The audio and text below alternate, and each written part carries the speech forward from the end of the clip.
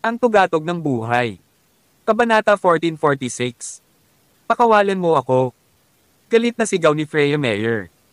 Ito ay masyadong nakakahiya.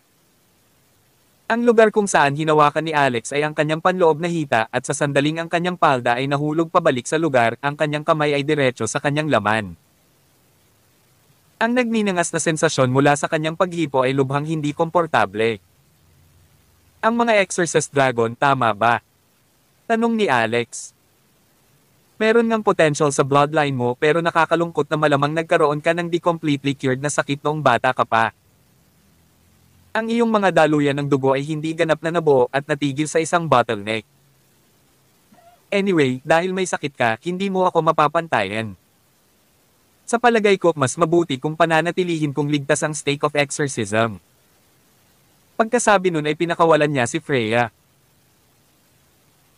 Pagkatapos nito, nag-condense siya ng ilang espiritual na kapangyarihan ng kulog sa kanyang kanang kamay at bahagyang hinawakan ang stake of exorcism, isang kaluskos na tunog ang umalangaw-ngaw, at ang selyong inilagay ni Freya dito ay pilit na tinanggal. Ikinumpas niya ang kanyang kamay at bumulusok si Maiko dito na wala sa paningin.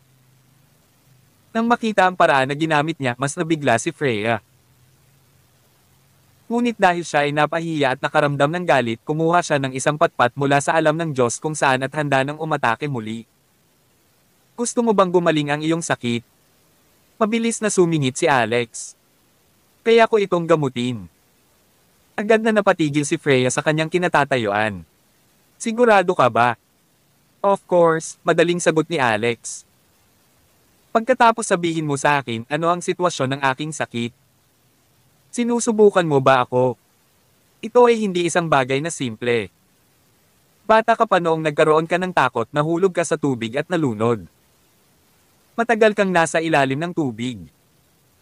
Masyadong matagal na nawala ng oxygen ang iyong utak at nagkaproblema. Kung tutuusin, pumasok ang tubig sa utak mo at nawalan ka ng malay. Pagkasabi pa lang ni Alex nito ay agad na humagalpak ng tawa si Kenneth. Napuno ng kuryosidad at paghanga ang tingin na ibinibigay niya kay Alex at sinabi niya sa mahinang boses, napakakapangyarihan niya na kahit si Sister Freya ay hinding-hindi niya magiging kalaban sa anumang aspeto. Malapit nang mabaliw si Freya sa galit. Sinasabi mo bang nawalan ako ng malay? Sa tingin ko ikaw ang nagwawala. Ang ibig kong sabihin ay nabasa ang utak mo sa tubig. Tama ba ako? Alam din ni Susan ang pangyayaring ito noong bata pa ako at dahil pseudo-mother mo siya, syempre, hindi nakakagulat na alam mo. Then, itutuloy ko. Dahil ang iyong utak ay nalubog sa tubig, nasira nito ang bahagi ng iyong bloodline activation. Kahit na may bloodline ka ng Exorcist Dragon, sayang ang parteng hindi mo ma-activate ngayon ay naging hadlang. Hindi lamang hindi mo kayang isulong ang iyong cultivation base, ngunit maaari mo lamang gamitin ang isang katlo ng mga kakayahan ng iyong bloodline. Dagdag pa, ang mga daluyan ng dugo ay bumuo ng sediment sa iyong energy core at hineronggan ang iyong mga meridian. Mayroon ka ring napakaseryosong dysmenorrhea at hindi regular na cycle ng regla. Ito ay madalas na dumarating lamang kada ilang buwan na sinamahan ng mga endocrine disorder, paninigas ng dumi at mga problema sa mabahong paa. Tumigil ka. Manahimik ka. Halos mag-hysterical na sigaw ni Freya. Siya ay 27 taong gulang pa rin na babae at may imaheng dapat itaguyod. Kahit natumpak ang lahat ng sinabi ni Alex, paano siya patuloy na nakikinig sa harap ng napakaraming tao. Sa sandaling iyon, ang tingin ng lahat ay nasa kanyang mga paa na para bang sinusuri kung siya ay talagang may constipation at mabahong paa. Ikanaway ni Alex ang kanyang kamay. Sinabi ko ang lahat ng ito para lang ipaalam sa iyo na kaya kong gamutin ang iyong sakit. Tinitigan siya ng masama ni Freya, ngunit pagkaraan ng 3 segundo, sinabi niya, fine. Ipinapangako kong pupunta ako sa libingan kasama mo, ngunit kailangan mo akong gamutin. Nagulat si Kenneth sa narinig niya. Ate Freya, may constipation ka ba at amoy paa? Galit na sinaway siya ni Freya, kung hindi ka magsasalita, walang mag-iisip na pipi ka. Inilabas ni Kenneth ang kanyang dila. So, totoo. Makalipas ang 5 minuto sa room 1208. Siguradong bababa sina Alex at Susan sa libingan. Ngayon, dumagdag din si Freya sa kanilang mga hanay habang sinabi ni Darven on the spot, ang buhay ko ay iniligtas ni Master William.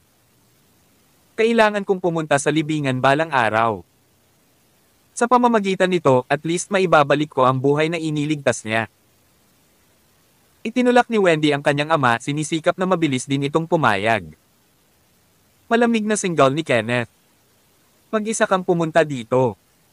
Hindi ko pa naayos ang bagay na iyon sa iyo. Sa tingin mo ba ito ay isang laro? Maaari kang mawala sa iyong buhay anumang oras. Pagkatapos nilainggan niya si Alex at sinabing, nabalitaan ko na kaya mong gamutin ang cancer. Kabanata 1447. Sa sinabi ni Kenneth Sonder, halos lahat ay napalingon kay Alex.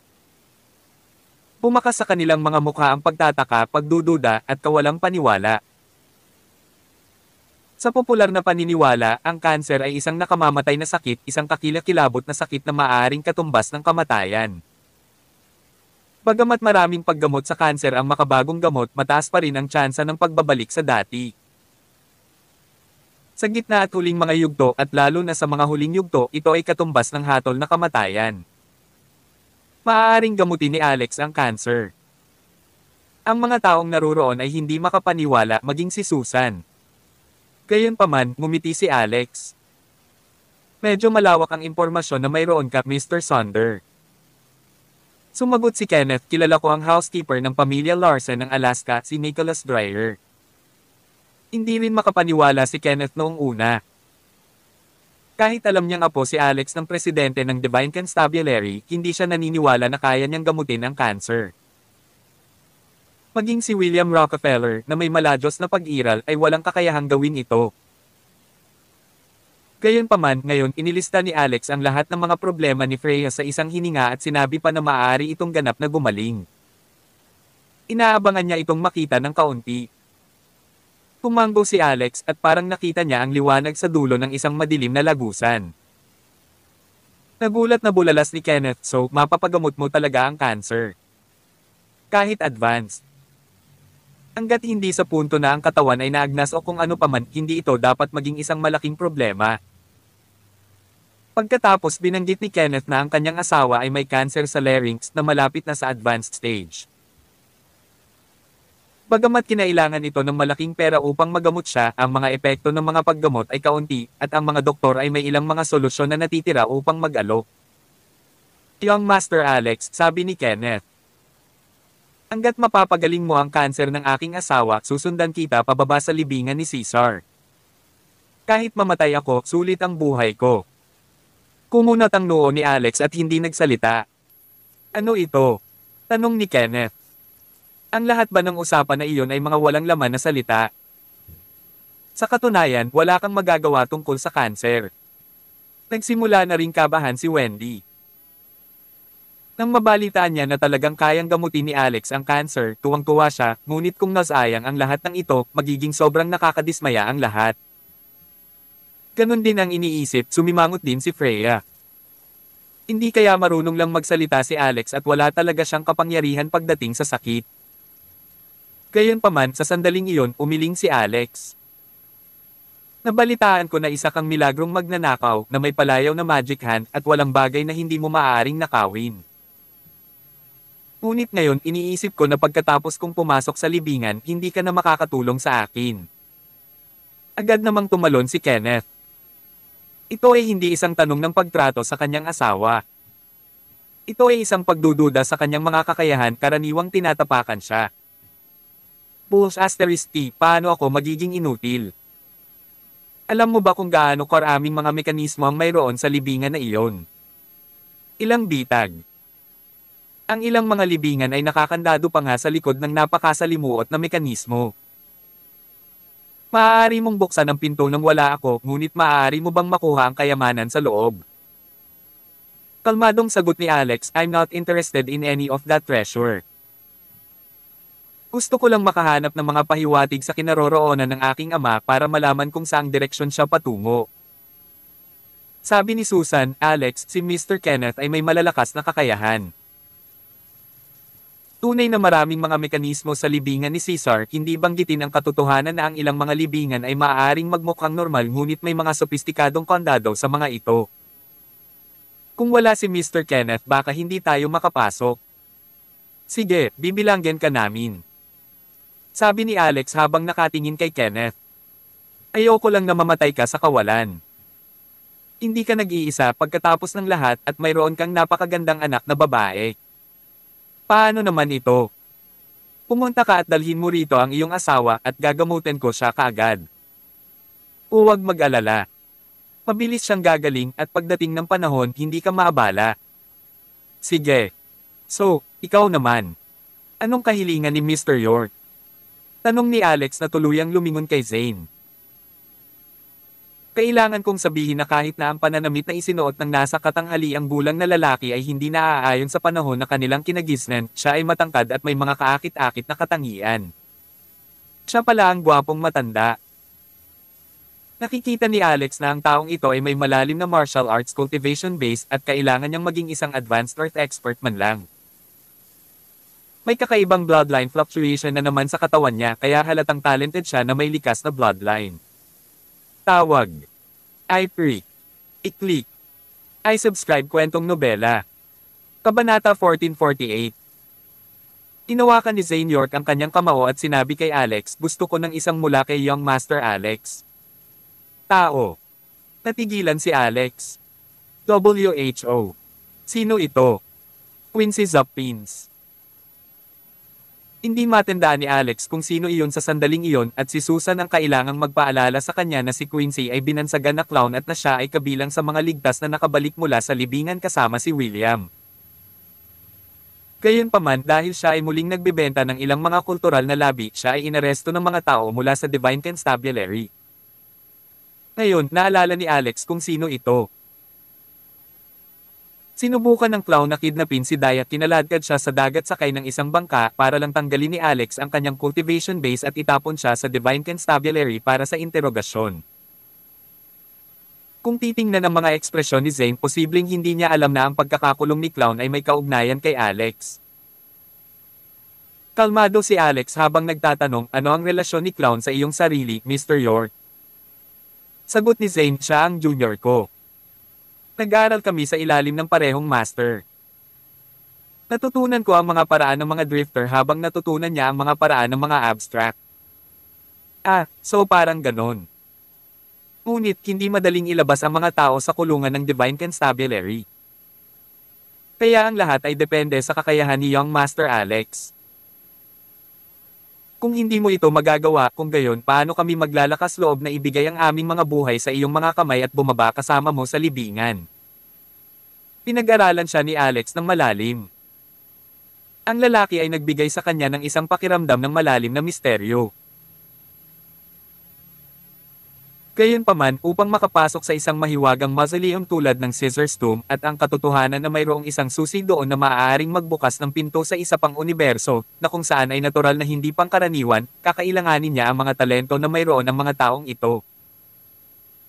Ang mga masyadong pangkaraniwan ay magsisilbi lamang na kaladkarin siya pababa kung sinundan siya ng mga ito.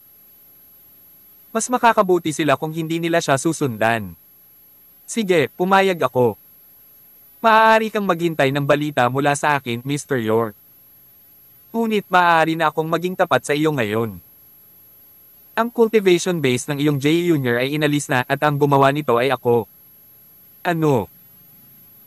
Sabay-sabay na tumayo si Zane, agresibong tumaas ang aura sa kanyang katawan habang bumubuhos ang isang pagsabog ng bloodline energy na tumutulak kay Alex. Siya ay talagang isang kalahating hakbang na Grandmaster at itinago ang kanyang tunay na lakas. At ito ang kanyang lakas nang hindi isinasaalang-alang ang kanyang likas na kadugo. Gayunpaman, hindi naramdaman ni Alex ang kaunting kakulangan sa ginhawa sa ilalim ng presyon. Tahimik siyang umupo at nagpapahinga sa upuan. May hawak din siyang tasa ng tsaa at dahan-dahang iniinom iyon. Kahit na ang tubig sa tasa ng tsaa ay hindi tumulo. Mahinahon niyang sinabi, huwag kang magtaka. Masama ang ugali ng junior mo, gustong agawin ang asawa ko para nakawin ang kanyang mental power. Ang katotohanan na hindi ko siya pinatay ay dapat ituring na kabaitan na lampas sa batas. Binigyan siya ni Zane ng matalim na tingin, mas matindi ang kaba sa puso niya kaysa sa mukha niya. Karamihan sa mga tao ay mapipilitang lumuhod dahil sa presyon ng kanyang aura, ngunit hindi lamang nakayanan ito ni Alex, ngunit pinanatili pa rin niya ang kanyang nakaka-relax na posture na parang wala lang. Pinatunayan nito na ang lakas ni Alex ay higit pa sa kanya at iyon ay isang hindi maarap na kaisipan. Napabuntong hininga si Zane. Ang aking junior ay talagang kailangang pumunta sa sukdulan. Tumango si Alex pero hindi mo rin kailangan mawalan ng pag-asa. Ang inalis na core ng enerhiya ay wala sa akin at matutulungan ko siyang makabawi. Ang pinakamahalagang punto dito ay patunayan na matutulungan mo talaga ako. Kung hindi, maaari ko pa ring bawiin ang kanyang paglilinang. Tumango si Zane. Ipinapangako ko. Tumango si Alex bilang pagsang-ayon saka tumingin sa oras. Kalahating oras na ang lumipas mula nang magsimula sila kaya itinuro niya si Freya at sinabing, dahil mayroon na tayo, tutulungan kitang malutas ang isyong iyon gamit ang iyong utak. Ngunit kailangan itong gawin sa bathtub. Pakialam mo ba kung ang iba ay tumitingin sa gilid? Kabanata 1449. Tinatrato siya sa bathtub habang ang iba ay nanunood. Hindi ito mangyayari maliban kung si Freya ay talagang wala sa kanyang isip. Sa huli, si Susan ang nanguna at naunang umalis habang sumunod naman ang iba. Dahil lahat ng kailangang pag-usapan ay nagawa na, ang susunod na yugto ay ang pagpapatupad ng kanilang mga plano. Walang mahalagang bagay na nangangailangan na manatili pa sila. Gayunpaman, may mga huling salita si Alex. Ang proyekto ng Sky Tower ay napanalunan at ang Thousand Miles Conglomerate ay magtatayo ng construction site sa lalong madaling panahon, kasing bilis ng 7 araw o kasing bagal ng kalahating buwan. Bago pumasok sa puntod, kailangan pa nilang magsama-sama para pag-usapan ang mga detalye. Nang makaalis na silang lahat, itinuro ni Alex ang pinto ng banyo at sinabi kay Freya, maaari kang pumasok at humiga muna sa bathtub. Tandaan mong habarin ang iyong damit. Ano? Tanggalin mo ang damit ko. Ano ang kinukuha mo sa akin? Agad namang tumalon si Freya. Huwag mong isipin na hindi ko alam ang iyong masasamang pag-iisip. Gusto mo lang pagsamantalahan ang isang babae. Kalimutan mo na. Sa karamihan, hindi ko lang kailangan magpagamot. Bahagyang kumunot ang gilid ng labi ni Alex. Bahala ka. Mayroon lamang itong isang pagkakataon. Sa susunod kung hahanapin mo ako para tumulong, hindi naman kita tutulungan. Dahil kapag tumigas na ang natitirang dugo mo, wala na akong magagawa. Oo nga pala, may nakalimutan akong sabihin. Imposibleng mabuntis ka sa ganitong estado. Nang matapos siyang magsalita ay sinulyapan niya ito.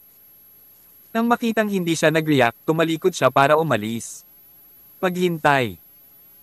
Agad na ibinuka ni Freya ang kanyang bibig, isang matinding titig ang nakatutok sa kanya. Pupunta ako. Dapat magkaroon ka ng isang mas mahusay na saloobin, sabi ni Alex. Ikaw ang nagmamakaawa sa akin sa ngayon pero pinatunog mo na parang ako ang nagmamakaawa sa iyo. Isipin mo kung magpa-opera ka para palakihin ang iyong suso, hindi ba kailangan mo ring habarin ang iyong mga damit? Bahagyang tumalbog ang dibdib ni Freya. Hindi ko kailangan ng pagpapalaki ng dibdib. Isa lamang itong halimbawa. Pumasok si Freya sa banyo at isinara ang pinto ng malakas na kalabog. Maya-maya may tulamsak at umaagos na tubig. Maya-maya sumigaw siya mula sa loob, okay, pwede ka nang pumasok. Itinulak ni Alex ang pinto at sinalubong siya ng eksena ng isang napakagandang babae sa bathtub. Nanlaki ang kanyang mga mata at tila tumigil saglit ang kanyang hininga na bigla sa kanyang nakikita sa kanyang harapan. Kung ang isang ordinaryong tao ay may hormonal imbalance, malamang na may mukha silang puno ng acne. Ang kanilang balat ay magaspang din at may maitim na madilaw na kulay. Gayunpaman, marahil ay dahil ang dugo ng Exorcist Dragons ay dumaloy sa mga ugat ni Freya kaya hindi nangyari sa kanya ang mga ganoong bagay. Sa halip, makinis at maputi ang kanyang balat at tila pumuputok ito dahil sa bugzo ng hangin.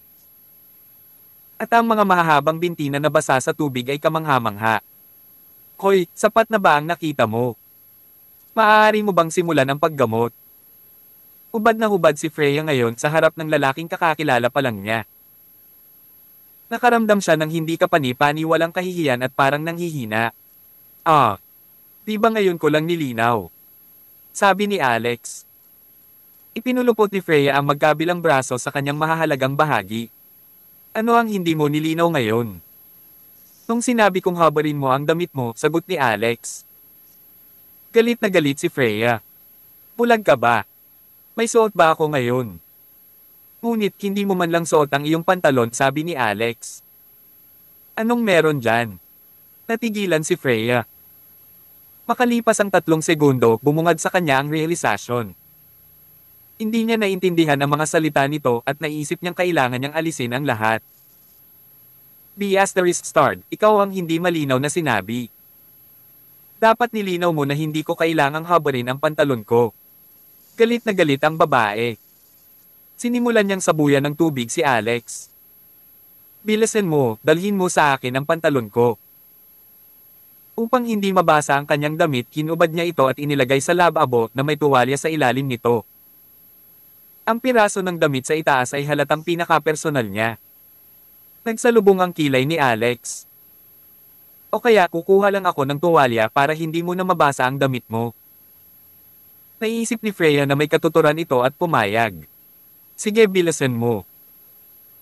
Pumunta si Alex sa towel rack para kumuha ng tore, ngunit hindi niya inaasahan na kapag lumiko siya, madulas ang kanyang mga paa at nahulog siya sa bathtub. Thud. Splash. Tawag. I-prick. I-click. I-subscribe kwentong nobela. Kabanata 1450. Oh, Rockefeller, papatayin talaga kita. Si Richard Asterisk. Paglabas ni Alex sa hotel ay 3:00 na ng madaling araw. Siya ay pagod at lahat ng kanyang damit ay basa. Ang ilan sa mga receptionist ng hotel ay nagbigay sa kanya ng kakaibang tingin na may maraming simpatiya sa kanilang mga mata. Akala ng karamihan sa kanila ay siya ang uri na nagdadalubhasa sa paglilingkod sa mga kababaihan. Pagkaalis niya, nagsimula ang iilan sa kanila ng diskusyon. Hulaan mo kung ilan ang napagsilbihan niya ngayon. Hulaan ko hindi bababa sa 4. Imposible. Tingnan mo ang kanyang katawan. Paano siya kukuha ng 4? Malamang 2 lang ang makukuha niya. Anong kasuklam-suklam? Sa lahat ng bagay na dapat gawin, kailangan niyang piliin ang linyang ito. Naturally, ang mga salitang ito ay hindi makatakas sa pandinig ni Alex, ngunit hindi siya nabahala kahit kay titing kapag nahaharap sa gayong mga pahayag mula sa ordinaryong tao. Pagod na siya ngayon, ngunit nalaman din niya na ang bloodline ng Exorcist Dragons ay makapangyarihan. Kung hindi dahil sa makabuluhang improvement sa sarili niyang cultivation, wala talagang paraan para ma-activate ang natitirang bloodline power sa katawan ni Freya. Kasabay nito, si Freya ay tumatakbo sa 9 Symbols Incantation at nalaman na ang kanyang lakas ay tumaas ng husto. Ang bottleneck na dinaranas niya noon ay nakalusot na rin. Ang lugar na na-block off ay na-unblock na at ang ugat ng sakit na naiwan mula sa pagkalunod sa kanyang pagkabata ay ganap ding naalis. Kahaha, kahaha. Nakahiga siya sa bathtub, nagpakawala ng 2 malakas na tawa. Itong anak ni William. Talagang may kakayahan siya kung tutuusin. But making me lose so much face. Wait lang, babayaran ko talaga siya. Iniisip kung paano niya nalampasan ang 5 yugto ng Dragon Bloodlog, agad na inilabas ni Freya ang kanyang telepono upang sabihin sa kanyang ina ang mabuting balita. Nanay. Isang makinis at tamad na boses ang nagmula sa kabilang dulo. You're really my daughter.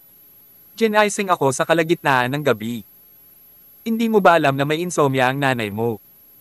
Kung hindi ko makatulog ang kagandahan ko, babayaran mo ba ako? Mom, gumaling na ang sakit ko. Anong sakit? Ang kabaliwan mo. Hindi ang pagkabaliw, ang pagbaha sa aking utak. Ang pagbaha sa utak mo ay hindi pagkabaliw. Okay, stop talking nonsense. Gusto ko nang matulog ulit. Nagmamadaling sinabi ni Freya, Nay, ang sinabi ko lang ay totoo. Nagkaroon ako ng problema noong ako ay nalunod noong bata ako kung saan ang utak ko ay lumubog sa ilalim ng tubig nang hindi bababa sa 10 minuto. Nakarating na ako sa 5 yugto ng Dragon Bloodlog ngayon. Ang aking sakit ay ganap na gumaling at ako, maaari akong magkaroon ng mga anak sa hinaharap. Oh, anak ko.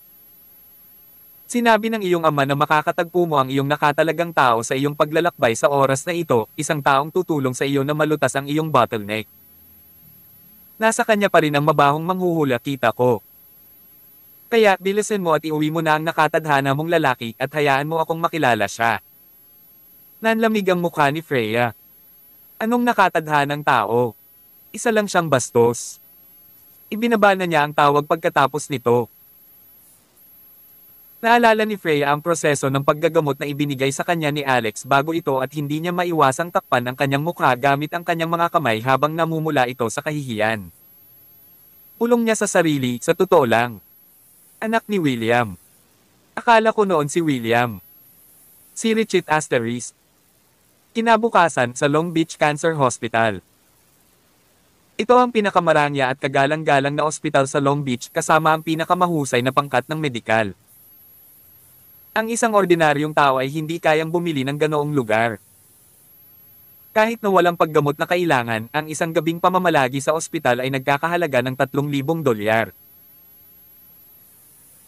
Kasama ng iba't ibang mga pisikal na therapy, paggamot, at iba pa, ang pagbabayad ng hanggang 10,000 sa isang araw ay hindi nabalitaan at walang mga limitasyon kung gaano kataas ang gastos.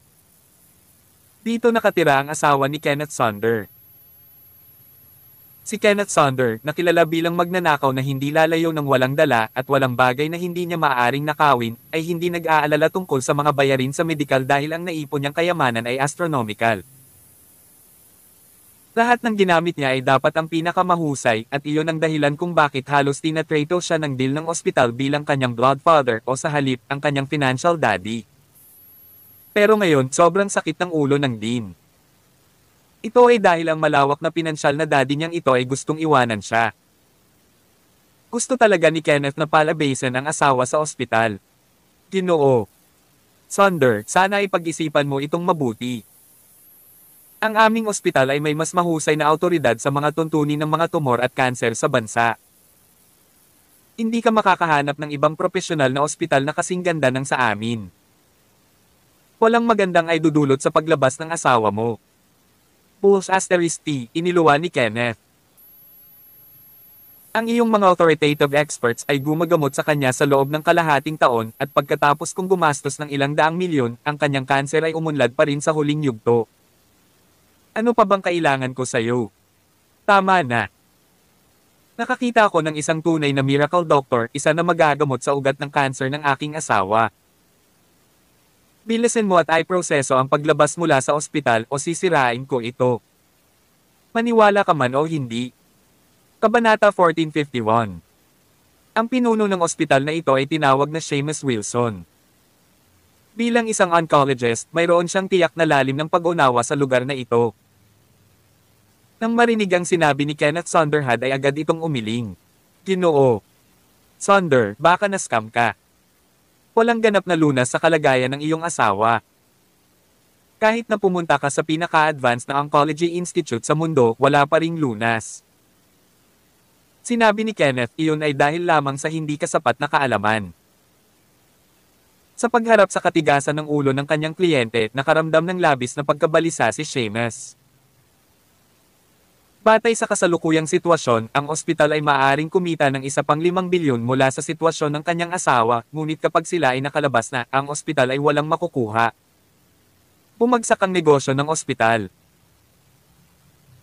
Noon, maraming bilyonaryo ang handang pumunta rito para magpagamot dahil nagpakilala ang ospital ng bagong plano sa paggamot na nakikipagtulungan sa pinakamahusay na mga internasyonal na institusyon ng oncology.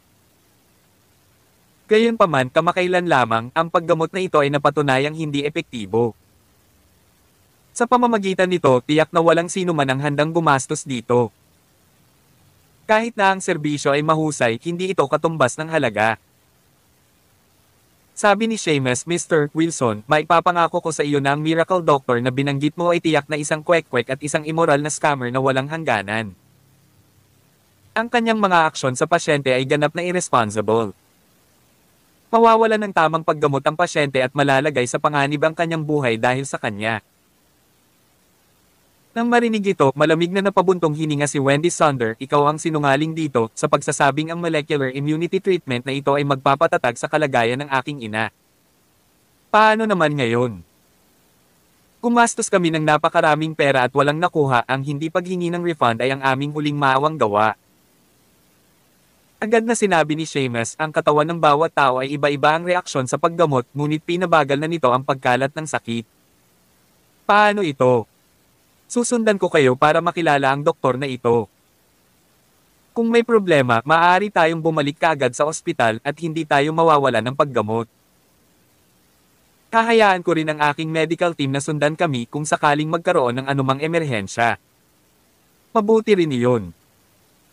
Mabilis na kumilos si Kenneth, agad na dinala ang kanyang asawa sa Michigan gamit ang isang marangyang RV. Tapos tinawagan niya si Alex. Makalipas ang isang oras sa President Suite ng hotel kahapon, nakilala ni Alex ang asawa ni Kenneth. Siya ay kalbo, mapatla, at payat hanggang sa buto. Hindi siya makapagsalita. Ito ay maliwanag na siya ay malubha ang sakit at hindi malayo sa kamatayan. Master Alex, ito po ang aking asawa. Ang pangalan niya ay Alice Clark. Siya ay may cancer sa lalamunan kaya hindi siya makapagsalita. Please don't mind her, sabi ni Kenneth. Oo, ayos lang. Habang nagsasalita si Alex, napatingin siya kay Seamus at sa iba pang nagsama-sama. Sa pag-aakalang sila ang medical team na partikular na kinuha ni Kenneth para sa kanyang asawa, nagpasya siyang huwag ng magtanong tungkol sa kanila. Nag-aalalang tanong ni Wendy, Kuya, mapapagaling mo ba talaga ang nanay ko?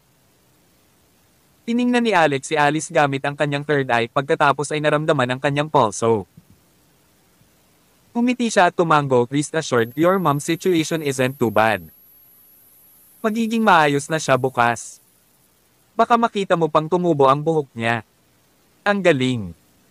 Kuya, kung talagang mangyayari iyon, tiyak na gagantihan kita. Papayag din akong pakasalan ka. Nang marinig ang mga salitang ito, nagalit at nagseselo si Seamus. Iyon ay dahil nagkaroon siya ng isang anak na nagkataon na halos kasing edad lamang ni Wendy. Gusto niyang ituloy ng kanyang anak si Wendy. Dahil siya ay nag-iisang anak, ang napakalaking mga ari-arian ng mga Sonder ay magiging pag-aari din ng mga Wilson. Itong malaking kapatid na lumabas ng wala sa oras ay gustong makausap muna siya. Imposible. Umubo siya at sinabing, hindi ka pa nagpapakilala. Ano tawag ko sa'yo? Saang medikal na paaralan ka nagtapos at saang ospital ka nagtatrabaho? Anong mga tagumpay ang natamo mo sa oncology? Ako si Seamus Wilson, pinuno ng Mercy's Cancer Hospital ng Long Beach. Masyado akong interesado sa iyo. Tawag. I-prick. I-click. I-subscribe kwentong nobela. Kabanata 1452. Napatingin sa kanya si Alex. Sa wakas ay napagtanto niya na ang mga taong ito ay wala sa pribadong koponan ni Kenneth. Kung titingnan mo ang kanyang mga ekspresyon nang magsalita siya, masasabi mong ang pangunahing layunin niya ay gawing masama si Alex. Gayunpaman, ang personalidad ni Alex ay nakung may nagpamukha sa kanya ng masama, mas mabuting maging handa sila para sa isang tunay na dis. Kalmado siyang ngumiti. Hindi ako nagtapos sa anumang medikal na paaralan at hindi rin ako nagtatrabaho sa isang ospital. At mabuti para sa aking mga nagawa sa oncology, napagaling ko ang mga pasyenteng may stage 4 na cancer. Iyon ba ay itinuturing na isang tagumpay? Ha. Ang isa sa mga babaeng doktor sa ilalim ni Seamus ay hindi napigil ang tumawa. Ito ay dapat ang pinaka-nakakatawa at pinakakatawa-tawang biro na narinig ko. Halos 30 ka pa lang, hindi ka pa nakapag-aral ng medisina at hindi pa naging doktor. Batay sa anong mga kakayahan mo na pagaling ang stage 4 na cancer? Gamit ang iyong bibig. O nanaginip ka ba? Mr. Sonder, I'll swear on my life na siguradong sinungaling siya. Maganda ang itsura ng babae. Nakasuot siya ng itim na stockings, high heels, at miniskirt lang ang nakatikip sa likod niya. Ang isa ay hindi mag-iisip sa kanya bilang isang doktor sa unang tingin, mas katulad ng isang PR para sa pinuno ng ospital. Habang nagsasalita siya, ang kanyang mga ekspresyon ay masama at nanunuya habang nakatingin siya kay Alex. Sinadya siyang dinala ni Seamus para kutsain ang Milagro Doctor na ito. Ang kanyang pinakamahusay na kakayahan ay ang kanyang paraan sa paligid ng mga salita. Ito ay totoo para sa kanya gaano man niya pinangangasiwaan ang isang sitwasyon o kapag naninira sa iba. Kuminto siya tumingin kay Alex na may malamig na ngiti at kuminto. Anak, maging tapat ka at magpakumbaba bilang tao. Huwag pumunta sa maling landas. Sa mundong ito, maraming tao ang hindi mo kayang saktan. Kapag nagkamali ka, may malubhang kahihinatnen. Ang isang mahalagang tao tulad ni Mr. Sonder ay isang halimbawa ng isang taong hindi mo dapat saktan. Kung ikaw ay sapat na matalino, lumuhod ka agad kay G. Sonder at humingi ng tawad. Aminin mong sinungaling ka o ipapaalam ko sa iyo na ang pagkulong ay ang pinakamasamang kahihinatnen. Smack. Nang matapos magsalita ang babae ay sinampal siya ni Kenneth sa maamo niyang mukha. Hindi lang ang tama ang naging dahilan ng pagbagsak niya sa sahig, kundi baluktot din ang pekeng ilong nito. Galit na umungol si Kenneth, sino ang nagbigay sa iyo ng lakas ng loob para kausapin si Master Alex ng ganyan? Sumusumpa sa iyong buhay. May halaga pa ba ang buhay mo? Hayaan mo akong sabihin sa iyo. Ang iyong buhay ay hindi maihahambing sa isang hibla ng buhok sa binti ni Master Alex. Dahil sa sampal ay natulala ang babae. Tinakpan niya ang kanyang dagwang ilong, nanginginig at naiinis na hindi inaasahan ni Seamus na gagamit ng dahas si Kenneth. Lalo siyang nakaramdam ng kalokohan. Bakit naman maniniwala si Kenneth sa binatang ito? Ganun na ba siya kadesperado? Mabilis niyang sinabi, Mr. Sonder, huwag kang magalit. Totoo ang sinabi ni Karen. Ito ay para sa iyong asawa. Tingnan mo lang siya. Mukha ba siyang taong makakapagpagaling sa iyong karamdaman ng iyong asawa? Sa totoo lang, wala ni isa sa amin dito ang naniniwala sa kanya. Kung kaya niya talaga, I'll have to resign from my position as the hospital's dean. Mapapahiya ako ng husto. Sa wakas ay nagsalita si Alex. Ginoo. Wilson, ito ba? Dahil sinabi mo, bakit hindi tayo tumaya?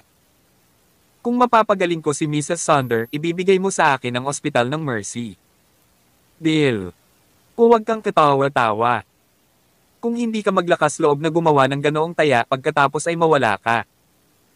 Walang nag-imbita sa iyo. Agad silang hinabol ni Wendy palabas. Alam niyang napagaling ni Alex ang sakit ni Freya kagabi. Kaya naman ang mag-ama ay tiwala sa kanyang kakayahan. Namutla ang mukha ni Seamus ngunit hindi pa rin siya naniniwala na mapapagaling ni Alex ang cancer ni Alice. Sa huli, sumang-ayon siya ng malakas. Mabuti. Postahan tayo pagkatapos. Pero paano kung matalo ka? Itinaas ni Alex ang kanyang hintuturo. Bibigyan kita ng $100 bilyong. Kay, anong joke? May 100 billion ka pa ba? Sa tingin mo, toilet paper lang ang pera. Natatawang sabi ng isa sa mga kasamahan ni Seamus. Snap! Pinitik ni Alex ang kanyang mga daliri. Kasabay noon ay si Zyla na galing sa katabing kwarto. Magkano ang pera ko ngayon? Tanong ni Alex. Kabanata 1453. Noong nagkaproblema si Alex, tinulungan siya ng mga Stormers gamit ang kanilang kapangyarihan dahil bahagi sila ng upper class ng Michigan at kabilang sa 8 maharlikang pamilya. Kaya naman, walang paraan para hindi malaman ni Zyla ang tungkol dito. Sa totoo lang, buong lakas din niyang hinahanap sina Alex at Phoebe. Nandoon siya noong umuwi si Alex kahapon. Ngayon na ang proyekto ng Sky Tower ay naitakda sa bato, kailangan nilang simulan ang pagharang sa lahat ng mga pasukan. Parehong sina Zyla at Waltz ang namamahala sa pamamahagi ng trabaho sa kanilang mga empleyado sa buong prosesong ito. Kaya naman katabi ni Alex si Zyla nang tumawag si Kenneth. Kaya nagtag siya. Si Zyla ay kasalukuyang nakasuot ng silky white top, black pencil skirt at isang pares ng black heels na may pulang soles. Matangkad at matikas ang kanyang figure. Pumasok siya sa silid na may perpektong tindig at tumabi kay Alex. Sumulyap kay Seamus at sa iba pa, sinabi niya, Mr. Rockefeller, nagmamay-ari ka ng 13% ng mga bahagi ng Thousand Miles Conglomerate. Pag-round up ng mga numero ayon sa kung magkano ang kinita nila noong nakaraang linggo, mayroon ka ng mahigit 130 bilyon mula sa kanilang mga kinita. Bukod dito, ang pagmamayari ng Global Traders Hotel ay inilipat sa iyong pangalan. Halos 5 bilyon iyon. Ayon sa pinakabagong presyo sa merkado, ang Lush Cosmetics ay nagkakahalaga din ng humigit kumulang 100 bilyon. Sa Rockefeller Group, nagkakahalaga sila ng humigit kumulang 500 bilyong dolyar sa kabuuan. Bukod dyan, lumalawak pa rin ang Lush Cosmetics. Maraming mga internasyonal na numero ang bibili ng negosyo sa 3 beses sa kasalukuyang presyo sa merkado. Ang sinabi ni Zyla ay nagdulot ng isang malakas gulat na paghinga upang kumawala sa mga bibig ni Seamus at ng iba pa. Natahimik ang lahat nang sabihin niya iyon. Maging ang mga Sonder ay tumingin sa kanila na hindi makapaniwala. Sila ay makatwirang mayaman kaya ang pera ay denominasyon lamang sa mga numero. Ni hindi nila naalala kung gaano karaming pera ang pag-aari nila sa pangkalahatan. Gayunpaman, kumpara sa yaman ni Alex, ang kanila ay wala. Pati si Alex mismo ay nabigla.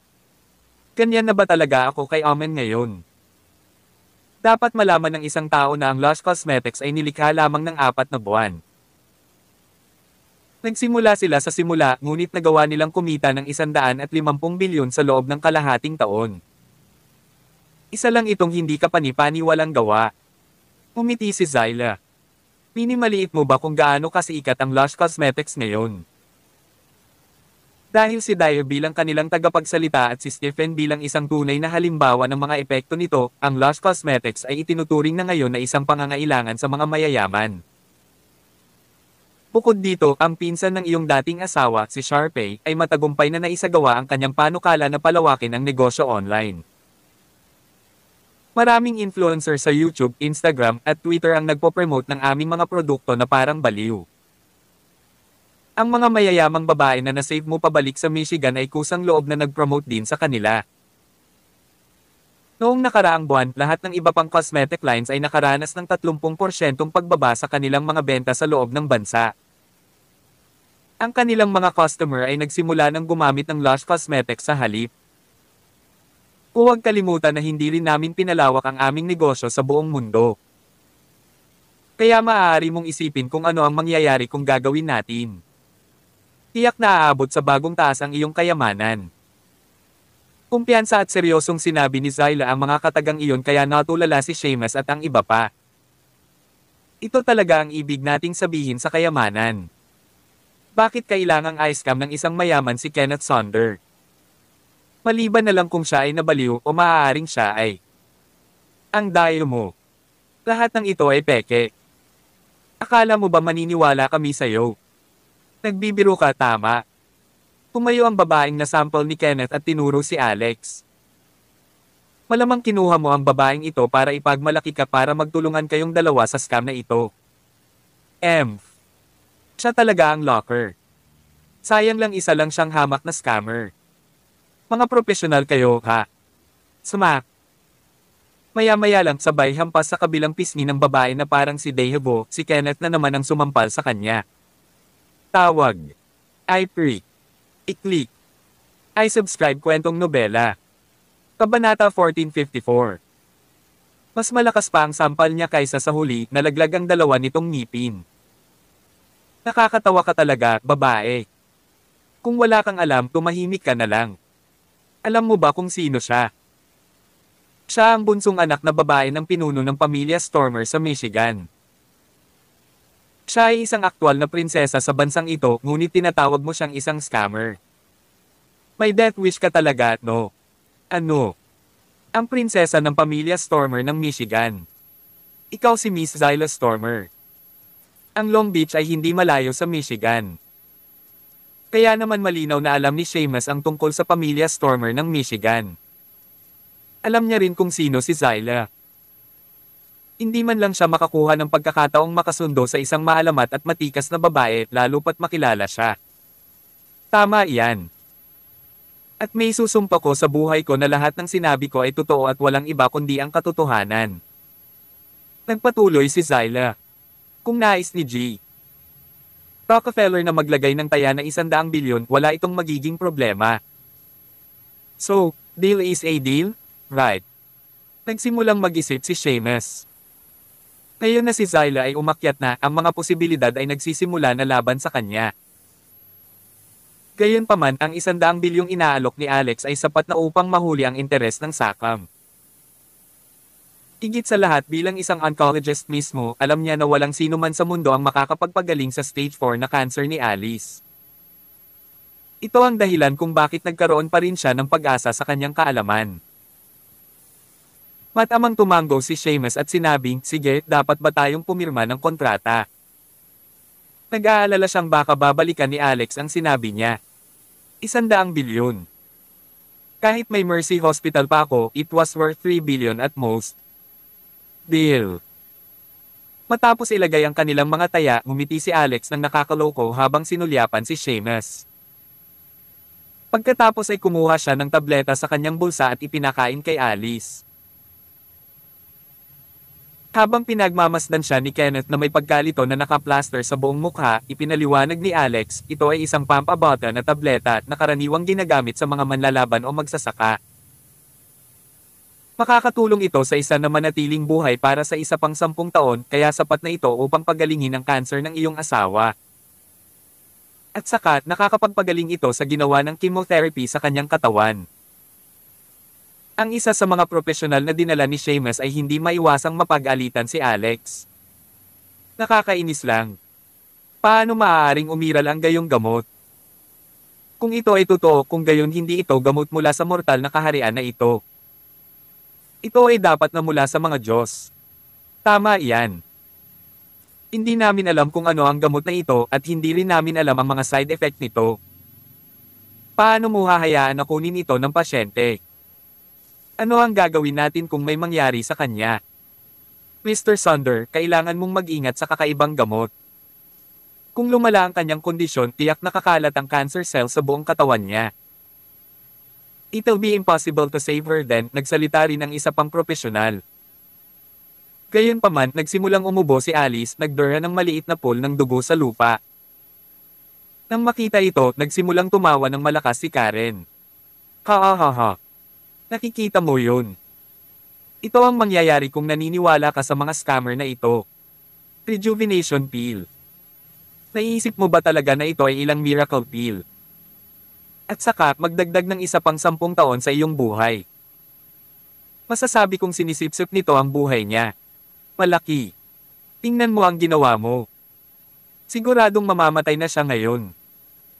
Huli na para pagsisihan ang iyong mga aksyon. Ikaw ay masamang nilalang. Magsisinungaling ka pa ba para makaalis dito, anak? Bahagyang yumuko ang bibig ni Seamus. Nawala mo si Mr. Rockefeller, Miss Stormer. Epektibo ang kontrata, alam mo ba? Iniisip kung paano siya magbubulsa ng 100 bilyong dolyar, walang pakialam si Seamus sa kapakanan ni Alice. Maya-maya lang ay huminga ng malalim si Alice. Pagkatapos ay lumuhad siya sa harap ni Alex at nagsalita, salamat sa pagligtas sa akin, Dr. Rockefeller. Hindi ko makakalimutan ang iyong kabaitan at kabutihan. Ano? Sa oras na iyon, lahat maliban kina Alex at Zyla ay lubos na hindi makapaniwala. Kabanata 1455. Ang babaeng ito na may kanser sa lalamunan ay nagsasalita talaga. Dahil dito, tumahimik ang lahat, gulat na gulat para makapagsalita. Natigilan si Wendy ng ilang segundo bago bumalik sa realidad, sumigaw. Umaga. Makakausap mo na ba talaga? Ikaw. Talaga bang gumaling ka na ngayon? Mabilis iyon. Kahanga-hanga iyon, kamangha-mangha. Binigyan ka talaga ni Kuya ng miracle pill. Na-overwhelmed din si Kenneth. Ang ganda ni Alice dati. Maaaring hindi siya ang pinakamaganda sa kanilang lahat ngunit itinuturing na isa sa 1 milyon. Bata pa lang sila magkakilala na ang mag-asawa kaya solid at stable ang kanilang relasyon. Gayunpaman, pagkatapos na siya ay masuri na may cancer, nagsimula siyang nalalante tulad ng isang marupok na bulaklak. Sinira na rin ng chemotherapy ang kanyang hitsura, hindi na ang kagandahan niya noon. Biglang samuka si Alice ng isa pang subo ng dugo. May itim na patak din sa loob ng dugo at mukhang namuong dugo. Umiling si Seamus. Nauunahan na kayo. Nagsusuka siya ng dugo, for God's sake. Hindi mo pa rin ba nakikita na lumala ang kalagayan niya? Maaari siyang magsalita, ngunit sa palagay ko hindi ito nangangahulugan na mas mahusay siya. Inihinga niya ang kanyang huling hininga. Ito ay terminal lucidity. Wala na siyang maraming oras. Malamig din na tumawa si Karen. Ang daming tanga. Talagang nalinlang ka ng mga scammer na ito. Malapit na siyang mamatay pero masaya ka pa rin tungkol dito. I wonder kung ganyan ka ba talaga, Cab 8, o sadyang tanga ka lang. Ang kanilang mga salita ay nagpanik sa dalawang Sonder. Agad nilang tinanong kung ano ang pakiramdam ni Alice sa oras na iyon, nag-aalala sa kanyang kalagayan. Umiling si Alice. Hindi ko alam pero mas gamaan ang pakiramdam ko. Hindi na masyadong masakit. Umiling muli si Seamus. Dadyugo ka kasi.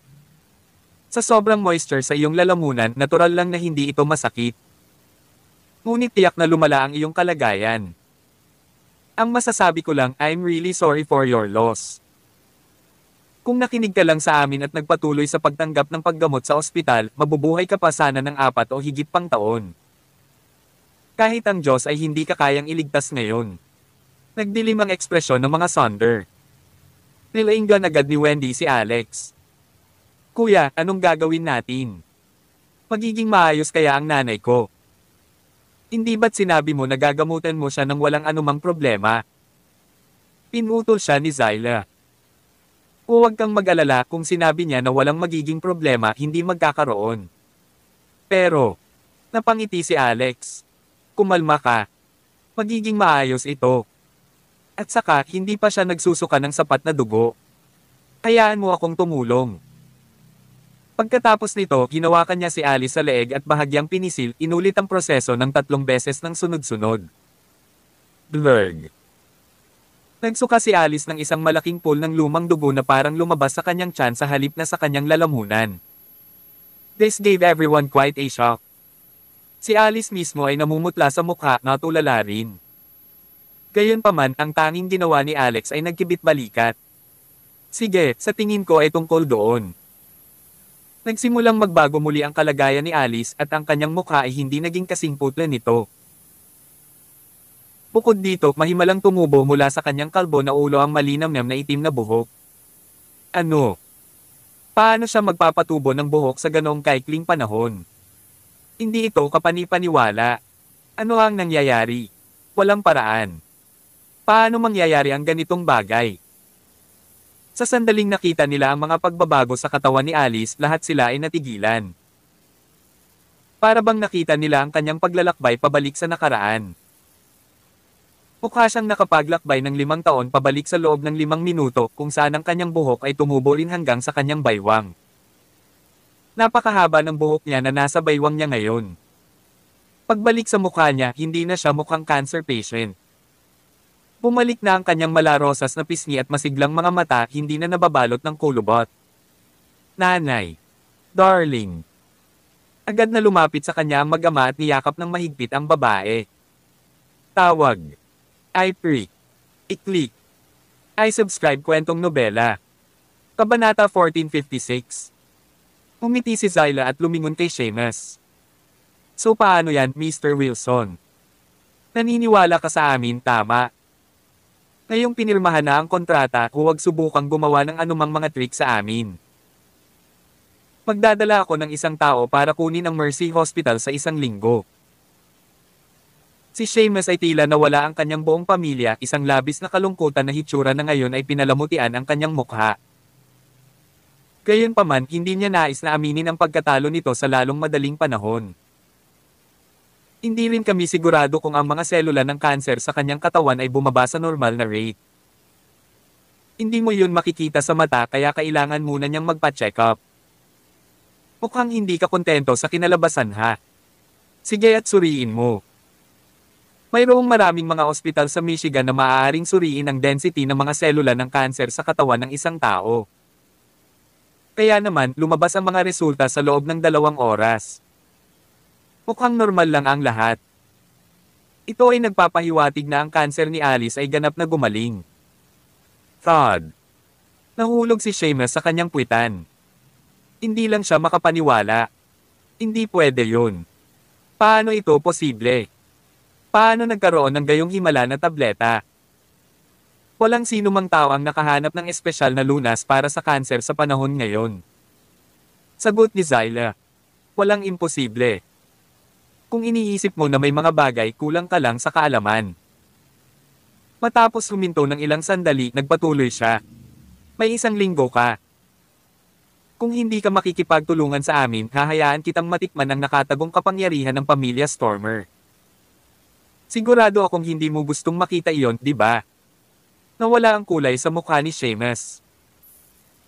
Nalulungkot siya na ang kanyang mahalagang ospital ay nasa kamay na ng isang tao, lalo na pagkatapos ng lahat ng oras at pagsisikap na kanyang inilagay sa pamamahala nito.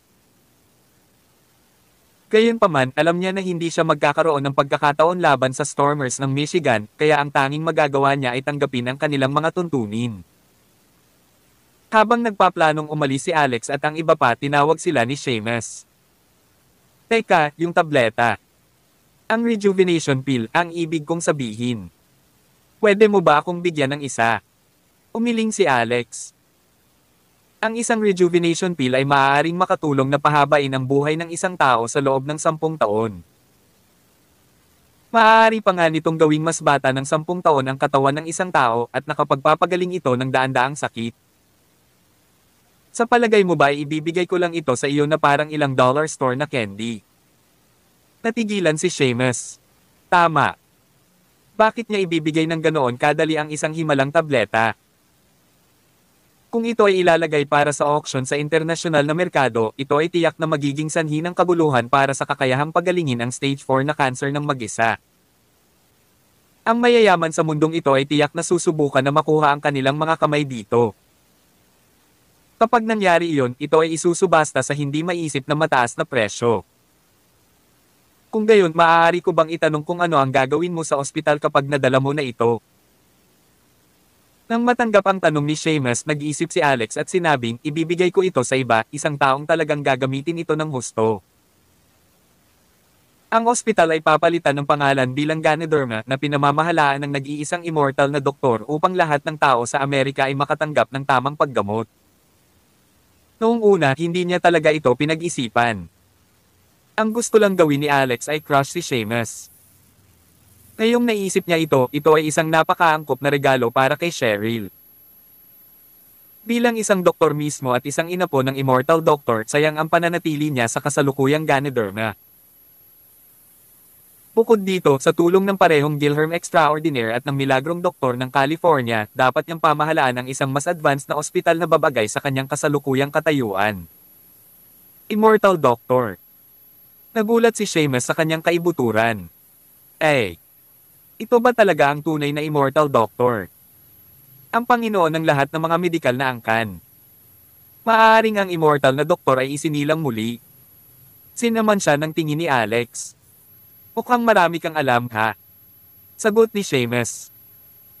Kung ito talaga ang tunay na immortal doctor, huwag mag-atubiling pamahalaan ang aking ospital. Handa akong ibigay ito nang walang itatanong. Malamig na ngumiti si Zyla. Hindi namin pinamamahalaan ang iyong ospital. Nawala mo ito, tandaan.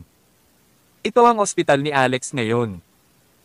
Nang marinig iyon, namula ang mukha ni Seamus dahil sa kahihiyan. Talagang handa siyang magtrabaho sa ilalim ng immortal doctor na makakatulong sa kanya na mabuo ang kanyang reputasyon bilang isang oncologist. Gayunpaman, dahil sa nawalang taya, wala sa mga ito ang magiging kaugnay sa kanya. Mapupunit ang kanyang pangalan. Pwede ba akong manatili sa ospital? Maaari akong maging isang normal na doktor. Ang hinihiling ko lang ay makapagtrabaho sa parehong ospital gaya ng makapangyarihang immortal doctor. Higit din akong handa na ibahagi ang aking pananaliksik sa oncology sa ospital. Nang makita kung gaano kay Toto ang mga mata ni Seamus, naramdaman ni Alex ang kanyang pagkahilig sa medisina. Tumango siya. Sige, pero tanungin mo siya mamaya. Sa pamamagitan nito, naayos ang sitwasyon. Tinawag ni Alex si Cheryl. Cherry, pinakuha kita ng ospital. Ano ang pakiramdam ng pagiging dean para sa iyo? Gayunpaman, hindi niya inaasahan na hihingi ng tulong si Cheryl. May problema si Alex, ako, at si Phoebe. Pwede ka bang sumama? Nasa 7 Mile Springs kami ngayon. Kabanata 1457. Matapos mapalaya mula sa pagdurusa ng kanyang karamdaman, nabawi ni Alice ang kanyang kalusugan. Nagmukha pa siyang mas bata kaysa sa kanya bago siya na-diagnose. Ito ay dahil ang kalahati ng mga epekto ng tableta ay ginamit upang gamutin ang kanyang kanser, kaya naman naging mas bata siya ng 5 taon. Gayunpaman, sapat na ang pasasalamat ni Alice na siya ay buhay, pabayaan ito. Alam din ni Kenneth na priceless ang rejuvenation pill na ibinigay ni Alex sa asawa. Hindi masusukat ng isa ang halaga nito gamit ang pera. Ang gayong himala na tableta ay limitado, ang isa at tanging. Noong nakaraan, isang napakayamang European na lalaki ang na-diagnose na may cancer. Ipinahayag niya na handa niyang ibigay ang kalahati ng kanyang kayamanan sa sinumang makapagpapagaling ng kanyang cancer. Pansamantala, tinulungan siya ng ilang pasyenteng manggagawa ng media na itali ang kanyang net worth. Sa huli, nalaman nilang kalahati ng kanyang kayamanan ay nagkakahalaga ng daan-daang bilyong euro. Nakakalungkot na namatay pa rin siya sa huli. Agad namang nagpakita ng pasasalamat si Kenneth. Salamat, Ginoong Rockefeller. Huwag mag-alala. Hindi ko sisirain ang pangako ko. Kahit na kailangan kong maglakad sa impyerno at pabalik, hindi ako mangangahas na mag-alinlangan. Mabuti. Ginoo. Rockefeller, gusto mo bang sumabay sa amin ng tanghalian? Tanong ulit ni Kenneth. Gayunpaman, inilagay ni Alex ang kanyang telepono at sa halip ay nagpaalam. Nilainggan niya si Zyla. Tulungan mo akong mag-follow up sa mga usapin tungkol sa Mercy Hospital. May apurahang nangyari kaya kailangan kong pumunta ngayon. Nang hindi pinahintulutan si Zyla na sumagot, pinaandar ni Alex ang kanyang espiritual na kapangyarihan at nagmamadaling lumabas ng silid na parang naging liwanag na wala sa paningin ng lahat. Nanlaki ang mata ni Kenneth. I didn't expect Mr. Rockefeller to be so good sa feather walk. Walang-wala ang kakayahan ko kumpara sa kanya. Para naman kay Seamus at sa iba pa, nakanganga ang kanilang mga bibig, hindi kayang lunukan ang bulat na naranasan nila sa araw na ito. Paano makakakilos ang isang tao ng napakabilis? Hindi ako makapaniwala. Sabi ng isa sa mga eksperto. Kung sasali siya sa Olympics, mananalo siya sa bawat kompetisyon. Tumanggo si Kenneth. Sa kapangyarihan ni G. Rockefeller, ang pagsali sa Olympics ay magiging pambubuli sa mga batang iyon. Kahit ako ay hindi dumalo sa mga ganitong kompetisyon. Para sa mga normies yan. Sa madaling salita, nangangahulugan lamang ito na malayo sila sa karaniwan. Si Richard Asterisk. Sa sandaling iyon, ang pinto sa isang pribadong silid sa 7 Mile Springs ay sinipa. Kasalukuyang nakipagtitigan sina Cheryl at Phoebe sa isang grupo ng mga lalaki. Huwag kang maglakas loob na gawin sa amin. Ungol ni Cheryl. Papunta na ang kaibigan ko at napakalakas niya. Walang sino man sa inyo ang may pagkakataon laban sa kanya. Kaya huwag kang magkamali. Kaninang araw, nasa mood sina Cheryl at Phoebe para maligo ng mainit na bukal kaya naman dumaan sila. Dahil nakabuk na sila ng private room, very revealing bikini ang dalawa. Si Cheryl ay nakasuot ng puti samantalang si Phoebe ay nakaitim. Sa ganap na magkasalungat na kulay, ang dalawa ay mukhang mas kaakit-akit kaysa karaniwan. Gayunpaman, nang pumasok ang isang waiter na may dalang isang mangkok ng prutas, napansin ng isang lalaking nagkataong dumaan ang dalawa. Pakiramdam niya ay hinihigop ang kanyang hininga sa kanyang dibdib. Pagkatapos noon, pumasok pa siya sa kwarto para kaibiganin sila dahil lang sa lasing. Nang makita ito, sinampal ni Cheryl ang kanyang mukha na dislocate ang kanyang panga. Sa kanyang pagkamatay, pinalala lang nito ang sitwasyon. Ang mga kaibigan ng lalaki ay pumasok din sa silid, galit na galit. Iniling nila na matulog ang dalawa sa kanila kung gusto nilang umalis sila. Makapangyarihan. Gaano kalakas? Isang lalaking kalahating hubad na nakatapis lang ng tuwalya sa kanyang baywang ang nagsimulang gumawa ng labis na kahalayan kay Cheryl, ang mga mata ay nakatutok sa kanyang ibabang bahagi. Chuckled, "Kasen lakas ko ba siya? Bakit hindi ka pumunta at tingnan para sa iyong sarili? Pagkatapos ay makikita mo kung sino ang mas makapangyarihan." Tawag. I-freak. I-click. I-subscribe kwentong nobela. Kabanata 1458. Sa sobrang galit ni Cheryl ay namutla ang mukha. Gusto niyang tawagan si Gilherm para humingi ng tulong pero hindi niya gusto na makita silang dalawa na nakabakini ang matanda. Sa kabilang banda, nagsimulang sumigaw si Phoebe. "Waiter! Waiter!" Gayunpaman, ngumiti ang isa sa mga chubby na lalaki at sinabing, "Pwede mong itigil ang pagsigaw. Walang darating kahit anong sigaw mo. Iyon ay dahil pagmamayari ko ang lugar na ito.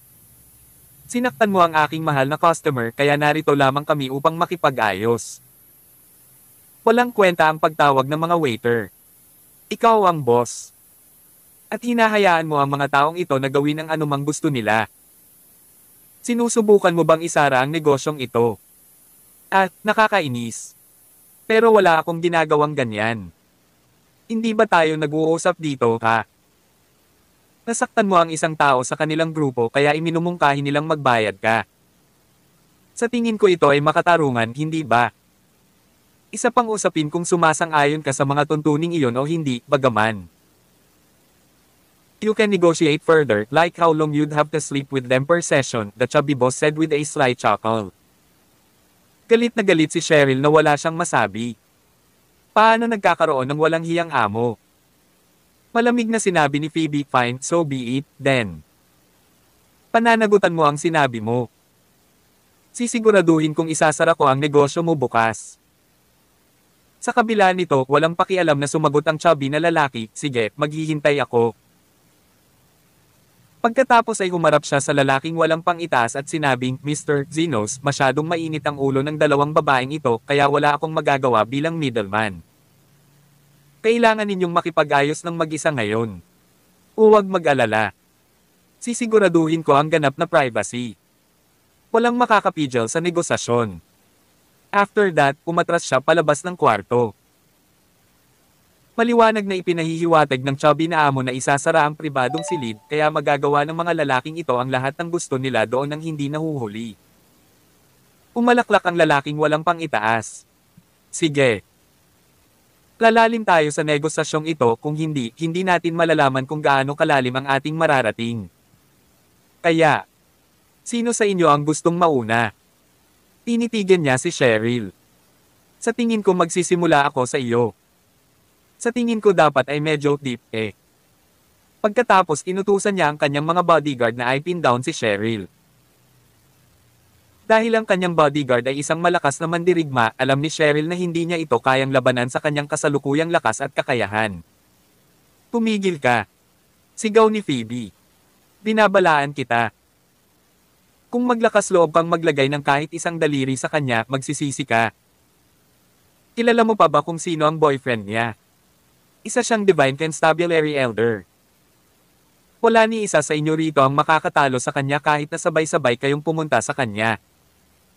Isang elder ng Divine Constabulary. Kay nako, natatakot ako." Tumawa ang lalaking walang pang-itaas. Wala siyang pakialam.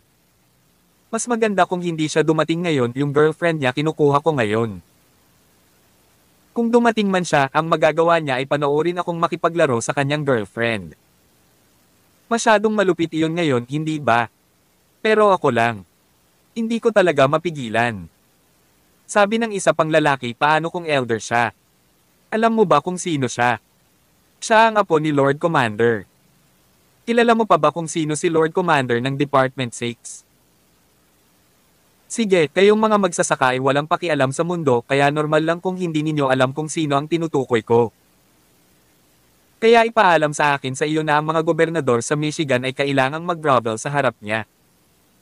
Naniniwala ka ba sa akin?" "Hindi." Isang boses ng lalaki ang umalangaw-ngaw mula sa likuran nila. Nang marinig ni Cheryl at Phoebe ang boses, tuwang-tuwa sila. "Alex. Rocky. Biglang napagtanto ni Phoebe na medyo nanginginig ang boses niya na para bang girlfriend siya ni Alex sa halip na si Cheryl. Kaya naman agad niyang idinagdag. Gusto ng lalaking iyon na makatulog sa kanya ang girlfriend mo. Talunin mo siya ngayon din. Sleep with him. Pumasang isang kilay ni Alex at tinapik sa balikat ang lalaking walang pang-itaas. Talaga. Galit na sumimangot ang lalaking walang pang-itaas. Ano ba ito sa'yo? Ikaw ba ang elder na iyon mula sa Divine Constabulary? Alam mo ba kung sino ako? Si Lord Commander ng Department 6 ang lolo ko. Don't tell me na hindi mo siya kilala. Hindi lang ako nasaktan ng girlfriend mo, sinaktan pa niya ang kaibigan ko. Kaya naman hinihiling ko sa kanila na matulog sa amin. Any opinions on that? Umiling si Alex. Hindi mahalaga kung mayroon akong anumang mga opinyon. Iniisip ko lang na may sasabihin ang nakababatang kapatid mo. Ang iyong nakababatang kapatid na lalaki ay malamang na tumigil sa pagtatrabaho sa pangkalahatan. Walang paraan para makabawi ito sa dati. Kabanata 1459. Anong nakababatang kapatid? Ano ang ibig mong sabihin na huminto sa pagtatrabaho? Ang lalaking walang pang-itaas ay si Gil Zenos, ang grandnephew ni Grant. Siya ay naging labis na mayabang dahil lamang sa mayroon siyang isang makapangyarihang kamag-anak. Gagawin niya ang anumang gusto niya kahit kailan o nasaan siya. Dahil ang Departamento 6 ay isang makapangyarihang organisasyon, siya nga ang may backbone na kumilos ng napakababa, hindi pa banggitin na ang kanyang lolo ay pinuno rin ng organisasyong ito. Bukod dito kahit na siya ay gumawa ng gulo, ang kanyang lolo ay hindi kailangang tulungan siya kahit kaunti. Ang iba ay handang tumulong sa kanya na pangasiwaan ang sitwasyon ng walang pag-aalinlangan. Kaya naman ito ang naging dahilan upang isipin niya na siya ang namuno sa mundo. Kaya naisip niyang may karapatan siyang pumasok sa pribadong silid ng isang tao sa hot spring at hilingin sa kanila na matulog sa kanya. Gil, siya. He's talking about your. Which is like. Pulong ng isa sa mga kaibigan ni Gil habang nakaturo sa lower half niya. Galit na galit si Gil. Ang kulit mo. Iyo ang huminto sa pagtatrabaho. How dare you curse me? I'll just have to break your para hindi ka na lalaki. O hindi, kailangan mong maghintay, bagaman. Panoorin mo ako habang nakikipaglaro ako sa iyong kasintahan. Tingnan natin kung may reaksyon ka dyan. Kumalaklak si Alex. Wala akong pakialam. Hindi ka magkakaroon ng reaksyon in the first place. Iyon ay dahil ginamit ni Alex ang kanyang espiritual na kapangyarihan upang sirain ang mga ugat sa paligid ng pondian ni Gil nang tapikin niya ito sa balikat. Dahil ito ay tahimik at hindi nagdulot ng anumang sakit, si Gil mismo ay hindi napansin ang anumang mali sa kanyang katawan. Pulse asterisk T. Papayagan kitang manood ngayon din. Sisiguraduhin kong malalaman mo kung ano ang pakiramdam ng pagiging maingat sa sarili. Dahil sobrang mayabang si Gil, talagang wala siyang pakialam sa anumang kahihinatnan sa sandaling ito. Gayunpaman, bigla niyang napagtanto na may mali. Wala siyang maramdamang kahit ano doon. Hindi niya masabi kung nandoon pa ba ito pati na rin ang reaksyon. Pakiramdam ko, ang lahat ng mga pandama sa paligid ng lugar na iyon ay nawala sa manipis na hangin. Anong nangyayari? Nagsisimula ng magpanik si Gil at galit na galit niyang hinawakan ang kanyang singit. Sa kanyang pagkamatay, pakiramdam niya ay kumukuha lang siya ng isang bola ng masa. Higit sa lahat, wala siyang naramdaman ng hawakan niya rin ito na para bang hindi ito nakakabit sa kanya. Tanong ni Alex, so? Tama ako, ha?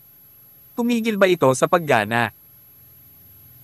Iniisip ko kung paano ka maglilibot sa pakikipaglaro sa mga babae sa ganitong estado.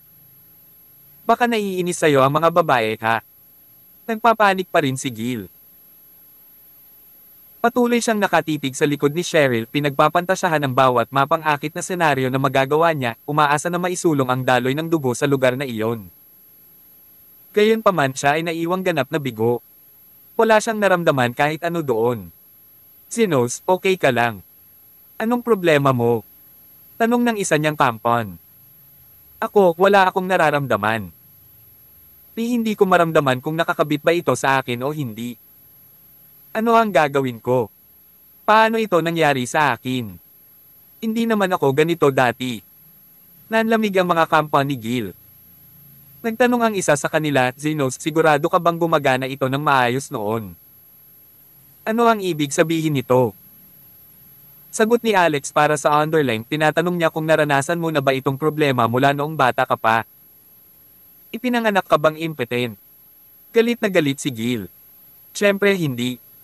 Normal lang ako hanggang ngayon. Napangiti si Alex. Kung ganoon ay mag-ingat ka. Kung tumigil lang ito sa pagtatrabaho ng wala sa oras, nangangahulugan iyon na may nagbago sa iyong katawan. Dapat kang magtungo sa ospital para sa isang check-up at gamutin ito kung magagawa mo. Huwag ka nang mag-aksaya pa ng oras, kung hindi, ang natitira pang gawin ay putulin ito at maging isang babae sa halip. Takot na takot si Gil. Ang mga goosebumps ay umusbong sa buong katawan niya nang maisip niya ang mga seryosong kahihinatnen. Ang kanyang mood na manatili ng mas matagal ay ganap na nawala. Pagkatapos ay agad niyang inutusan ng isang tao na magpadala sa kanya sa ospital para sa isang check-up. Ang natitirang mga tao ay umalis ng mabilis hanggat kaya nila. Maaaring hindi natatakot si Gil sa Divine Constabulary, ngunit natatakot pa rin ang kanyang mga kaibigan. Sa loob ng ilang minuto, sila Alex, Cheryl, at Phoebe na lang ang naiwan sa kwarto. Tawag. I-Pre. I-Click. I-Subscribe kwentong nobela. Kabanata 1460. Niyakap ng mahigpit ni Cheryl si Alex. Kung alam ko na makakabangga tayo ng mga ganyang tao, siguradong hindi tayo pupunta dito. Kalokohan din ang may-ari ng lugar na ito. Inayaan niya ang mga taong iyon na gawin ang anumang gusto nila. Kung hindi ka dumating sa oras, ako ay. Inampas naman siya ni Alex sa likod dahilan para mapasigaw siya sa sakit. Hoy, bakit mo ako sinampal? Sagot ni Alex. Bilang parusa.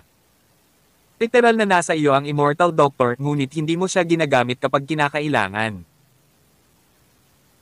Sa kasalukuyan mong kapangyarihan at kakayahan kasama ang Galactic Protection Amulet, bakit ka pa natakot sa mga bodyguard na iyon? Ay, hindi lang ako sanay. Nagsalita si Phoebe, oo.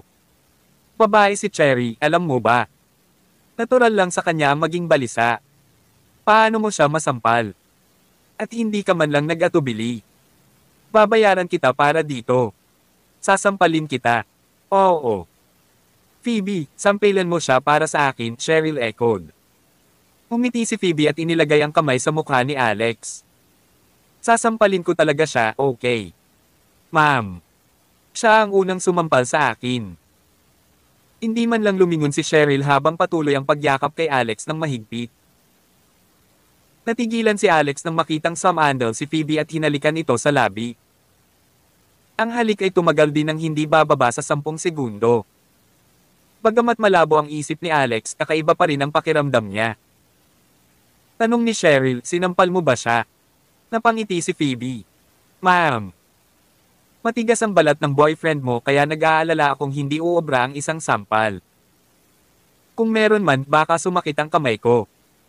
Kaya sa halip ay kinurot ko siya. Habang sinasabi niya ito, marahas niyang kinurot ang labi ni Alex at kinindatan siya. Ang babaeng ito. Naglalaro ng apoy. Si Richit Asterisk. Makalipas ang ilang minuto, tumayo si Alex sa gilid, pinagmamasdan ng dalawang napakarilag na dilag sa kanilang itim at puting bikini. Ang kanilang mga bikini ay ganap na pinatingkad ang kanilang mga curve na nagmumukhang sila ay succubus. Nang mapansin ang naguguluhan at nasa sabik na ekspresyon ni Alex, iminungkahi ni Phoebe. Cherry, hindi talaga tayo nag-enjoy dito. It's not like all the way kami pumunta dito just to be interrupted by some bastard. Hindi katumbas ng lahat ng problema. Kaya bakit hindi tayo bumalik sa mainit na bukal? Ang lugar na ito ay sarado pa rin bukas. Si Phoebe ay isang babae sa kanyang salita. Bukod dito, hindi makatao ang chubby na lalaking iyon kaya tiyak na hindi niya ito papakawalan ng ganito kadali. Ngunit kung bumalik ang mga taong iyon, bakit ka naman natatakot? Wala ba ang boyfriend mo dito? Wala naman tayong dapat alalahanin kung nandito siya, di ba? Sige, pagkatapos noon tumuloy muna si Phoebe sa hot spring. Habang dahan-dahang pumasok si Cheryl, lumingon siya at tinanong si Alex, gusto mo rin bang pumasok? Pwede ba? Ramdam ni Alex ang pagtibok ng kanyang puso mula sa kanyang dibdib. Wala akong pakialam, sabi ni Phoebe. Ang tagsibol ay medyo malaki pa rin. Ito ay hindi tulad ng ito ay hindi magkasya sa isa pang tao. Magpanggap ka lang na lumalangoy ka sa beach o kung ano paman. O hindi mo kayang pigilan ang sarili mo pagkatapos mong makita ang maganda kong sarili na nakabikini. Ako ba ang maganda o ang girlfriend mo ang maganda ha? Nagtaas ng kilay si Alex. Siyempre si Cheryl. Malayo ka sa pagkukumpara. Pagkasabi niyon ay hinubad niya ang kanyang damit at tumalon din sa hot spring. Hindi siya nagkaroon ng oras na pumunta sa mga ganoong lugar kaya naisip niya na ito ay isang mahusay na oras upang magpahinga at magsaya sa kanyang sarili. Higit sa lahat nasa tabi niya ngayon ang mga ganoong kagandahan. Kahit na ang mainit na bukal ay hindi eksaktong malaki, isang parisukat na hugis na pool na may sukat na 5 hanggang 5 metro lamang, ang tubig ay parang gatas na puti dahil may idinagdag sila dito. Kaya hindi makikita ng isa kung ano ang nangyayari sa ilalim ng tubig. Ito ay direkta sa pabor ni Alex. Ilang saglit lang, ipinatong ni Alex ang kanyang kamay sa hita ni Cheryl. Naguguluhan ang babae, ngunit hindi niya ito pinigilan. Makalipas ang ilang sandali, naramdaman ni Alex ang isang paa na dumudulas pataas at pababa sa kanyang binti. Sa una, naisip niya na si Cheryl ay sa wakas ay gumagawa ng isang hakbang sa kanya. Kaya't hinawakan niya ang kanyang binti ng mahinahon at idiniin ito sa kanyang katawan. Sa hindi inaasahang pagkakataon, biglang tumayo si Cheryl at sinabing gusto niyang kumuha ng prutas para sa kanyang sarili, sa halip ay lumakad sa gilid. Tapos, kaninong pa ang nakatapak sa akin ngayon? Till then.